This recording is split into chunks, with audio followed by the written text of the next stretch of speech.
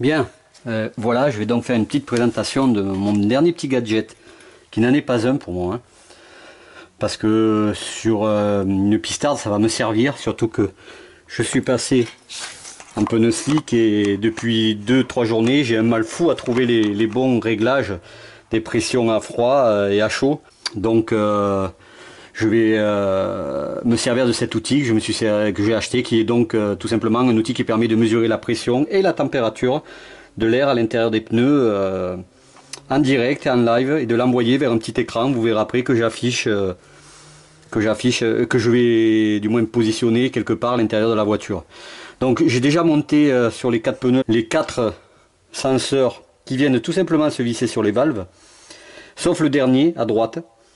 Je vais le monter devant vous parce que pour vous montrer précisément comment il faut le faire, puisque j'espère que ça se verra. Alors j'essaie d'être très précis, mais c'est pas évident parce que j'ai au front la caméra et j'ai en plus la lumière, parce qu'il n'y a pas de lumière électrique dans mon garage actuel, du moins. Dans le suivant il y en aura. Donc en fait, comment le positionner pour pas que ça bouge définitivement. Je disais donc on a un petit écrou, je sais pas s'il se voit bien, j'essaie, hein. Voilà, il faut le visser avant. Alors là aussi, j'espère que ça se verra. Je regarde en même temps ce que je filme, calé avec la caméra, et en même temps je le fais sans trop visualiser. Donc voilà, on le met sans le serrer vers le bas. On vient positionner donc le fameux capteur. Alors vous voyez que c'est en anglais, donc c'est rear right, c'est-à-dire arrière droit. Il faut vraiment conserver cet ordre-là, de manière à ce que quand ça s'affichera sur l'écran que vous aurez digital à l'intérieur, ça correspond vraiment à la roue arrière droite. Malgré tout, si jamais vous le bougez, on peut, via le menu du capteur, choisir de mettre par exemple le RR devant, ou à gauche, ou à droite, on peut choisir. Mais par défaut, donc, il faut positionner celui-là, qui est rear right, donc arrière droit, sur le droit, sur le pneu arrière droit. Donc je le visse. Voilà, on a entendu la pression puisque ça ouvre la valve en fait, hein. C'est lui qui fait bouchon maintenant, hein. C'est le capteur qui fait bouchon. Et puis on ramène donc derrière le contre-écrou, en gros. Alors on le ramène à la main, et pour le finir, dans le boîtier est fournie une petite clé adaptée pour le finir. Alors ça je vais essayer de le faire, mais je sais pas si je le montrerai. Voilà, vous voyez, il faut la prendre là, même comme ça. Si ça se verra bien, je sais pas. Et on serre.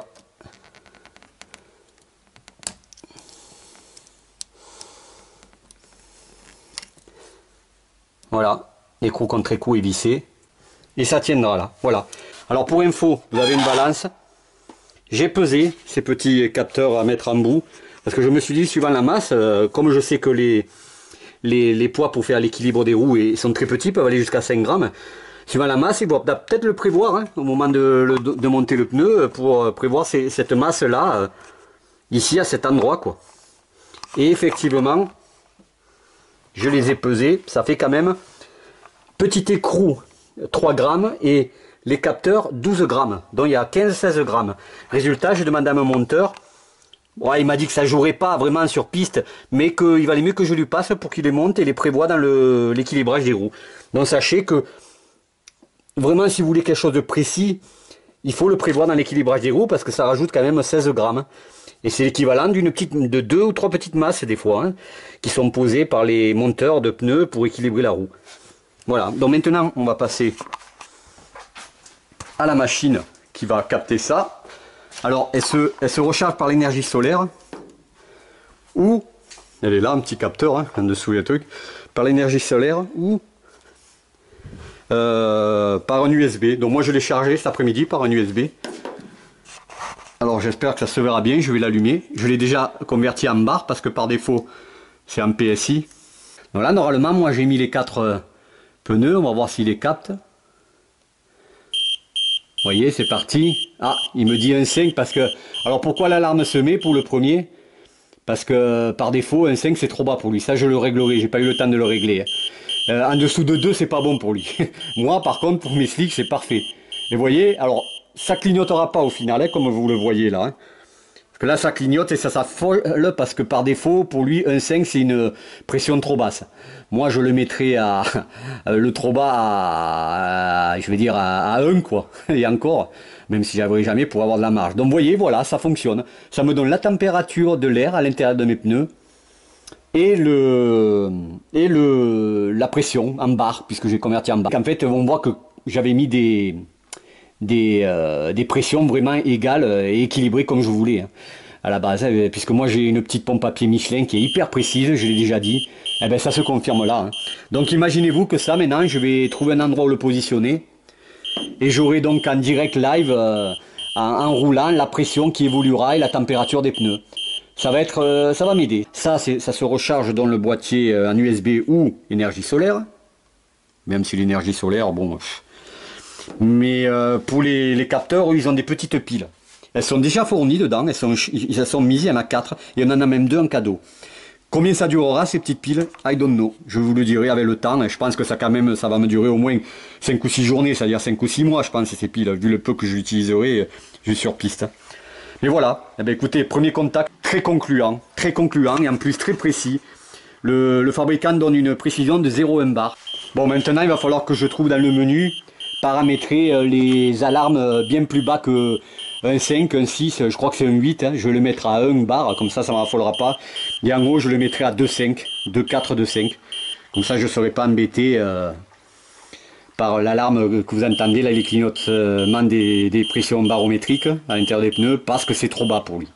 J'ai paramétré dans le Pression Low PL, il s'appelle, à 1,1, le plus bas qu'on puisse mettre. Comme ça vous voyez maintenant j'ai toujours bien affiché 1,5, 1,5, 1,6 et 1,4.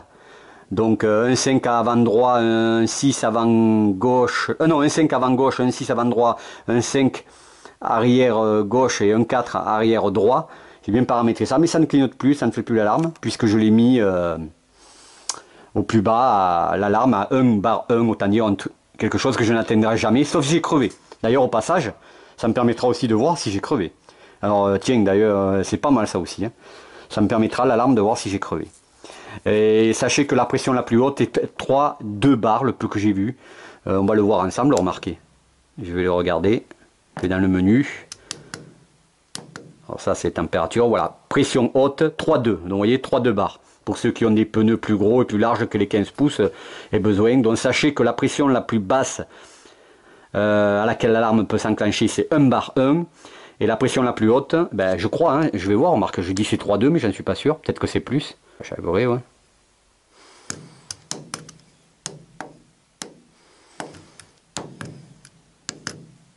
Alors voyons.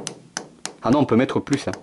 Et on va aller au maximum pour voir la pression la plus haute. Bon, je ne le mettrai pas ça, mais c'est pour vous montrer. Hein. Ah ouais, je suis à 4 bars là. Je sais pas combien c'est. 4 bars 7. Bon. 5,2. Ouh, c'est du gros pneu là. 6 bars. 7 bars. Ben bon, vous voyez que la pression la plus haute, je vais pas aller au plus haut. Mais on peut largement la programmer très haute. Hein. Bon, moi je vais la rebaisser. D'ailleurs à 2,4, 2,5. Je vais la mettre réellement ce que je considère comme trop haut pour mes pneus. 2,4, à partir de 2,4, allez, même 2,3. Ah ben on peut pas aller plus bas que 2,8. Ah ben tiens, pression haute 2,8. Ah ben c'est dommage. Enfin bon, c'est dommage. Donc voilà, j'ai mis la pression haute à 2,8.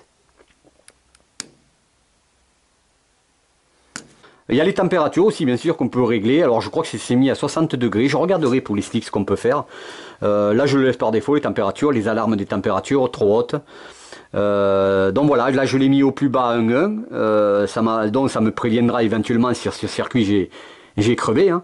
Et si vous la mettez sur votre voiture de tous les jours, ça peut vous prévenir aussi quand vous avez crevé. Hein, si vous n'avez pas ça de prévu dans l'ordinateur de bord. Hein. Et j'ai mis les plus hauts à 2,8 donc. Pour finir cette vidéo, dans mon cas, moi, je crois que j'ai trouvé l'endroit idéal. Donc, vous voyez, là, à peu près, je me mets au niveau de mes yeux, la vue que j'ai, moi. Hein. L'endroit idéal pour positionner l'écran qui va me donner en live, en direct, les pressions et les températures de l'air dans chaque pneu. C'est que, vous voyez, donc, comme j'ai rabaissé, je sais pas si ça se voit, tant pis, j'ai fait un socle sur mesure en acier pour le siège baquet, pour le rabaisser au max, parce que ce qui existait, c'était pas assez bas pour moi. Je trouvais, il faut être le plus bas possible. J'ai dû aussi donc rabaisser la colonne du volant, vous voyez là, Eh bien regardez, avec la forme que ça a, moi comme je me fous totalement j'aimerais le dire de l'aspect capteur énergie solaire, hein, je le rechargerai avant par USB et pour les 3-4 sessions que je fais à chaque fois, ce sera largement suffisant. Mais regardez, il se met parfaitement, il rentre là-dedans, il rentre parfaitement avec le truc et voyez, voilà ma vue depuis le volant, j'aurai sans forcer une vue en permanence sur les pressions et températures de chaque pneu. C'est génial. Avec du scotch papier blanc qui est assez solide, hein. Voilà où je placerai, où j'attacherai, ça bouge plus, hein. C'est bien attaché, hein. C'est pas très esthétique, mais je m'en fous totalement, c'est pas le côté que je recherche moi, hein, sur ma pistarde et sur piste, c'est le côté opérationnel. Donc voilà, là j'aurai à bonne vue, sans forcer, en permanence, avec juste un petit regard, je pourrai voir où en est la pression et la température de chaque pneu. Écoutez, voilà un achat qui est très bien, j'allais dire, qui est pas très cher. Oui, parce que c'est pas très cher, contrairement à ce que vous pouvez penser. Au départ, j'avais regardé ce système-là sur Noroto ou Feu Vert et ils sont à plus de 100 et quelques euros. Et puis j'ai trouvé celui-là sur Amazon à 36,99 €. En gros, 37 euros. Que 37 euros. Alors, combien ça durera dans le temps, je vous le dirai. Moi, l'avantage, c'est que je l'utiliserai que sur piste, donc ce sera épisodique une fois par mois, quoi. Pour ceux qui l'utiliseront en permanence, je ne sais pas, il faudra voir. En tout cas, même pas 37 euros. Enfin, j'en ai eu pour 36,99 €, tout le pack que je vous ai montré. Un placement pas cher et très utile. Surtout sur une pistarde, en slick. Et même en semi-slick aussi, d'ailleurs. Allez, cette fois-ci, c'est bel et bien terminé, pardon. Bonne fin de soirée, à la prochaine.